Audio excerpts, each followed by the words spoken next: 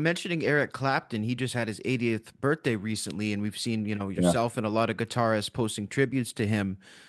Maybe if you could speak a little bit on the influence of Clapton, because it feels to me that he was so much more than just a guitar player in the sense that he really weaved new genres and new paths for the instrument. he definitely did.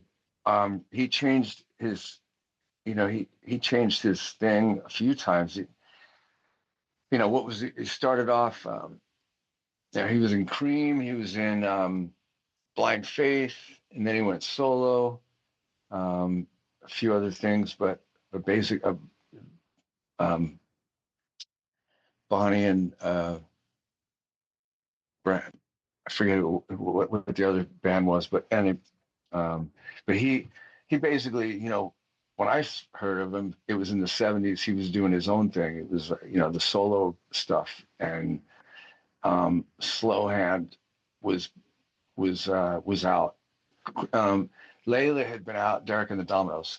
Layla Yes. had been out on the radio, and I would say, like, I just loved his songs, and I loved his voice. His guitar playing was amazing.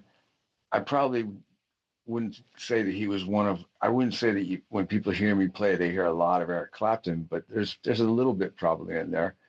I think, you know when I think of Eric Clapton, I just think of great songs, great melodies, and I really love his voice. Is one of the biggest things.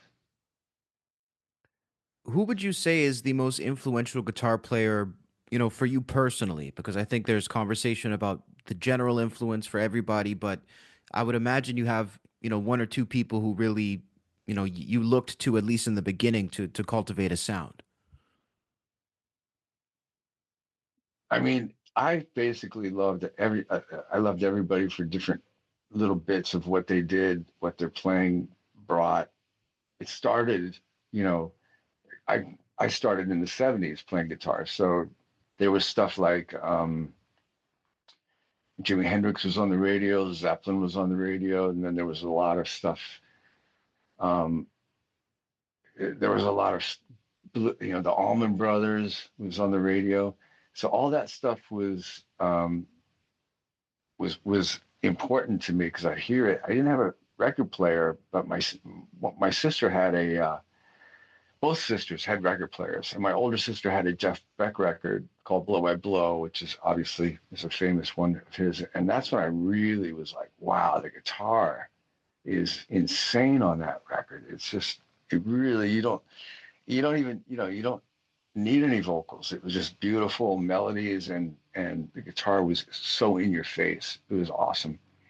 And then little by little, through friends, whatever, discovered everybody. Obviously Jimmy Page, Hendrix, Blackmore. Those guys were on the radio, and they were, amazing guitar players. But later, guys like Michael Schenker, and obviously when Eddie Van Halen came out, Randy Rhoads was definitely inspirational. But Gary Moore, I would say, my style probably I really related to Gary Moore a lot, and he's one of my biggest, I would think.